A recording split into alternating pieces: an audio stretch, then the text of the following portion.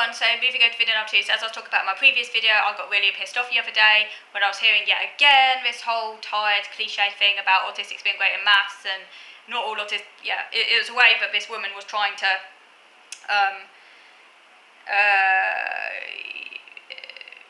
help this person, give her some ideas to give to her mum about autism. But seriously, I hope she doesn't go back to her mum with what the facilitator said, because seriously, that'd be giving her mum a completely wrong idea about autism. And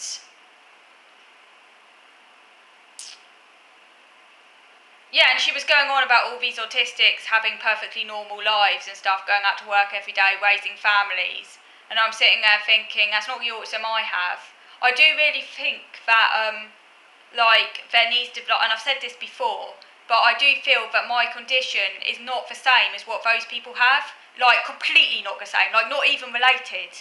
Like, or there might be some certain, I often compare it a little bit like, what's the word?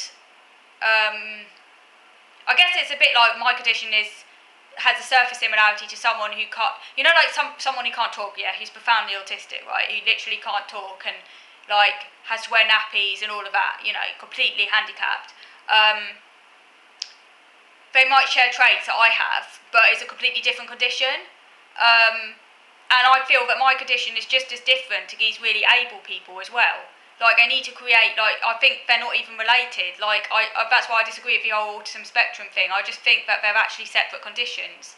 And talking about them like they're all the same isn't actually helping anyone.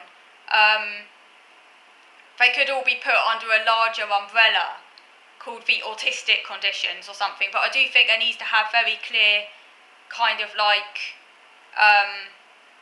separations. And I'd even go so far as to argue that if you're not disabled at all and you're seriously not clinically impaired and you don't have any social, and you really are able to socialise normally and stuff, and to and you have completely normal executive functioning and everything else, I'd even go so far as to argue that they shouldn't even be diagnosed with anything remotely resembling autism. Like, seriously, maybe they do have a condition, but they need to create a separate group for those people. I often describe it a bit like, by use of analogy, so basically, if you think, I love foxes, everyone knows I love foxes, so a fox can look a little bit like a dog. Sometimes you might even confuse a fox for a dog. They do look a little bit like. And they also are both they're both canines, they're both in canine, okay? They're both canines. But they're completely separate species. They're completely separate species. They both might be canine, but they're completely separate species. A dog can't copulate with a fox. They're completely different species. They diverged very thousands of years ago. So they are related, but it's and they look a little bit similar. They have a sort of family resemblance, if you like. But they have very different lifestyles. A fox in many ways behaves more like cats than dogs.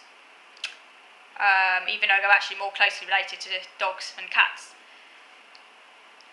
But that's just by way of analogy. So I sort of feel these people have a completely different. Their Asperger's is a completely different species to the Asperger's I have. It's a completely different species. It might share some surface resemblances. I might appear a bit like these people, which is annoying because then people assume I'm just as able as them, particularly when because I can talk just like them. I can come across at first just like them, so people might think I'm just as capable as them, But actually, they come from a completely different species of condition to me. Maybe it's a little bit like classic autistics are like cats to dogs, and this other group of people are basically dogs to my fox or something. I don't know.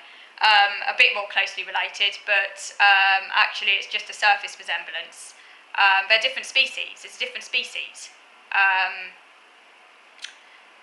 I mean, it's interesting. It goes back to what I was saying earlier, another time about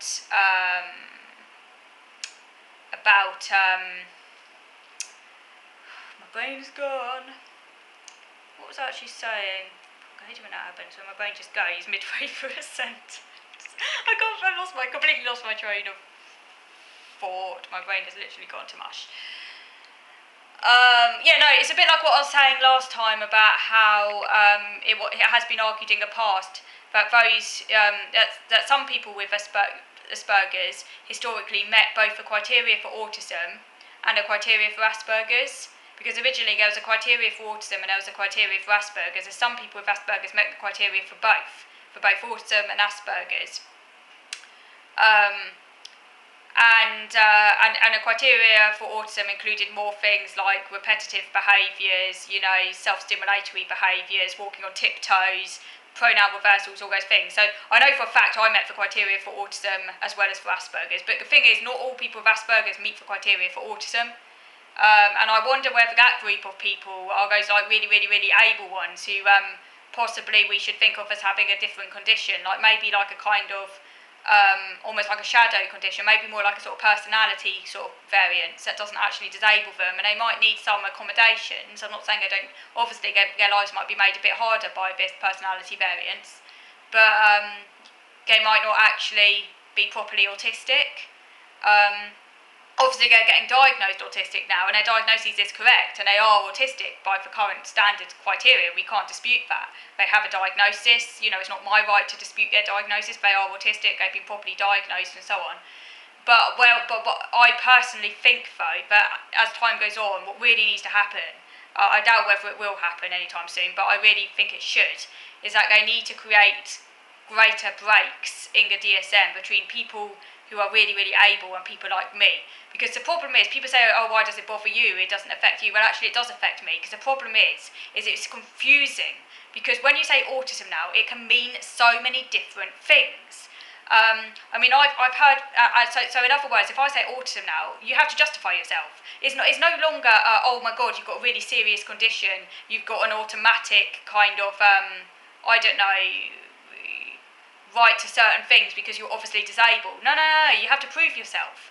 You have to prove yourself because there is really, really able people out there who also have the same diagnosis as you. So you need to basically show that you're not like them, because otherwise people aren't going to take you seriously.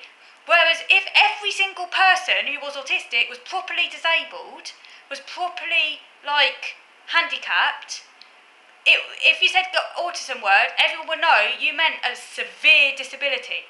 But right now, that's not a given. So what language are you supposed to use? Because no one takes you seriously. Because autism has been colonised by people like Melanie Sykes and people who just aren't even disabled. Seriously. So actually, it does affect me, and it affects my future because I am properly disabled. So actually, it really does actually affect me. In an ideal world, this wouldn't be a problem, but we don't live in an ideal world, unfortunately. We live in a world where language matters and where people do take language seriously. So I do feel there needs to be clear breaks. I mean, people who are actually profoundly autistic can fall back on their intellectual disability, and that's happening more and more now. I know a carer who I follow on Twitter, who I get on with well, and she's very anti-NDM, and I follow her on Twitter. I consider her almost a bit like an online friend, but she has a severely autistic, very profoundly autistic son. But she actually now just basically tells people he's got an intellectual disability more than his autism, because no one takes autism seriously. Even someone as profoundly disabled as him, people always think he's people always compare him to high functioning people and go on about what he might achieve and stuff, when obviously he's always going to be 100% dependent on his carers. So even people like that is affecting, but at least for them, they do have carers out there who can help them, because they're basically completely dependent on their carers, and they can fall back on their intellectual disability. For people like me, it's a lot harder, because it's a lot harder, and I just feel we do need breaks in the DSM so that people aren't confused by all of this. Personally, I do feel that autism is being completely watered down. A lot of people who aren't even disabled, who have perfectly normal jobs, who, I'm not saying, obviously you can work if you're autistic. If I didn't have OCD, I'd probably be perfectly able to work, say, in Tesco, for example, doing some really repetitive work, and I'd actually quite enjoy that. that'd actually be quite a good job for me. Unfortunately, I can't do that because I have OCD. But obviously, if I just had autism, probably more than likely I'd have like some bog standard repetitive job that I probably really enjoy. So obviously you can work and be autistic, but I'm talking about these people who like have really, really successful careers which require a lot of people skills and executive functioning, and not only that, they often are married. The most important thing here is because yeah, it's possible that an autistic person might be able to do like a job but still massively struggle with relationships. But not only that, it's like they also have they have like families, they're raising kids, they have like completely normal lives, and I just cannot relate to these people at all.